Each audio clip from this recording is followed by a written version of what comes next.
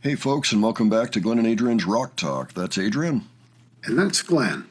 And today we are going to take a look at a new Sina drum cover, this time of Journey's Any Way You Want It. Sina's always great at these.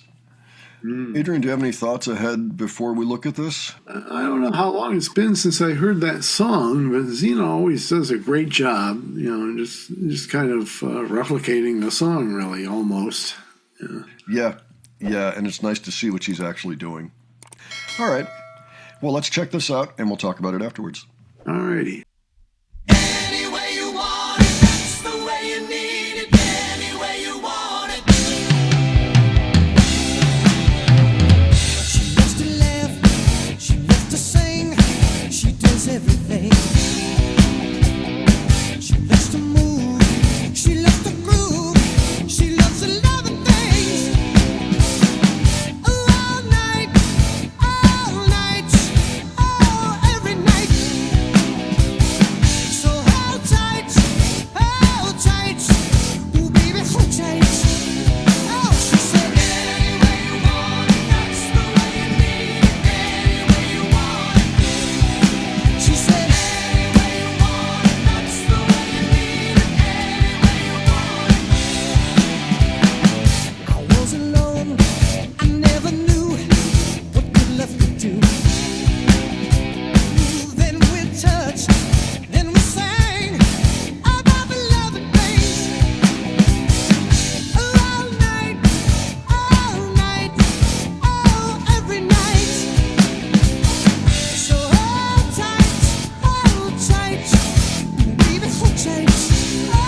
She said, any way you want it, that's the way you need it. Any way you want it. Oh, I said, any way you want it, that's the way you need it. Any way you want it. She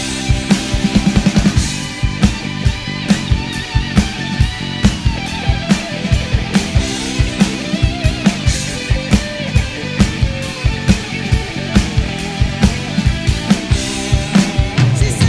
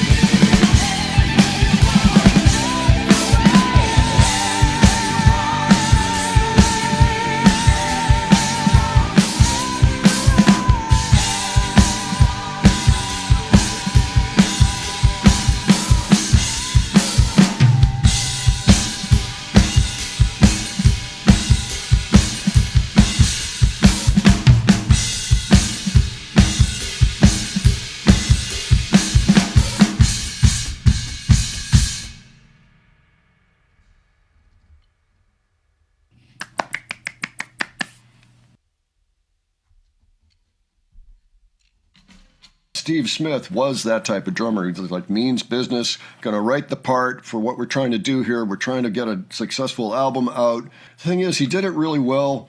His drums sounded good, and I think that actually Sina's drum kit there was set up kind of the way he had his, at least in the way that it sounded, because it had a little bit of a deeper, more reverberated sound than we often hear with Sina's drum covers. You know, she definitely does change things up in terms of the way that the drums sound, and it'll all be based on what the original drummer sounded like. I felt like she did that there. She had some fills that had me, I'm like, oh yeah, that was a great fill. And I realized that it was also being played on deeper toms, like the floor tom is deeper than usual even. And and you have that reverb. I mean, it's out of the late 70s, you know. That was the sound of the time, you know, a very successful, very good sound, frankly. I liked watching Sina do that one and remind me, you know, this thing is always offbeat, pretty much. Because 1, 2, 3, it's always bouncing along, you know. It's like a lacrosse ball down the highway, except that it maintains its beat, you know.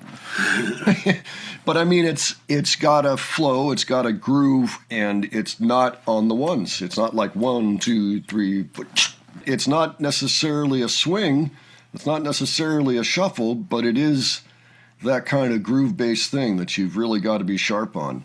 And, I mean, it is clinically perfect on the album, and Sina really brought it to life here. Yeah, I've been noticing things in her technique, too. Like, you know, the way she holds the drumstick for the snare, for example, it's a traditional grip, which is kind of like, you know, more like a dinner fork than a stick.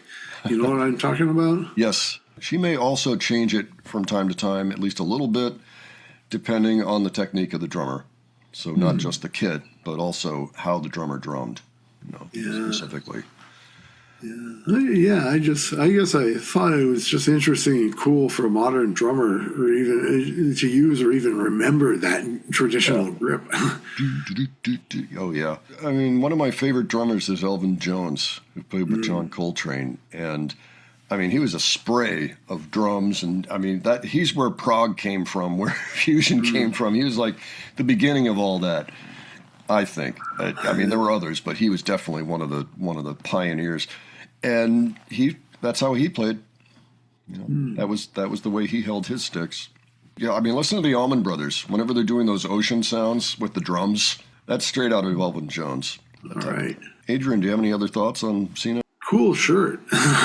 Yeah. Once again, you know, she nails the song, and she did a fine job of covering it and faithfully, too. No pun intended. You know, I actually did notice what she was wearing, because I noticed that she matched the back wall really well. Like they've got something like a curtain, a red curtain, you know, and it was exactly the same color. And then there's another shade of red on the wall that's a little darker. And I looked down at the bass drum cam, you know, the foot, and she's got on the sneaker or the shoe or whatever. And the thing is white and that dark red color. So her shoes also matched the room decor, you know. So Wow. oh, okay. Well, she put some thought into that then. I mean, that's very cool. Folks, why don't you let us know what you thought of this? Of course, if the song is new to you, well, I can't believe that. But if it is, by all means, tell us what else you might know or not know about Journey, or Sina for that matter. Let us know if you have any particular thoughts that we didn't touch on. If you have other suggestions, you can leave those below as well. And if you enjoyed this video, please give it a like. And if you enjoyed the presentation, please subscribe. All right, thanks so much for joining us today. We'll catch you on the next one. Take care, folks. See you all later.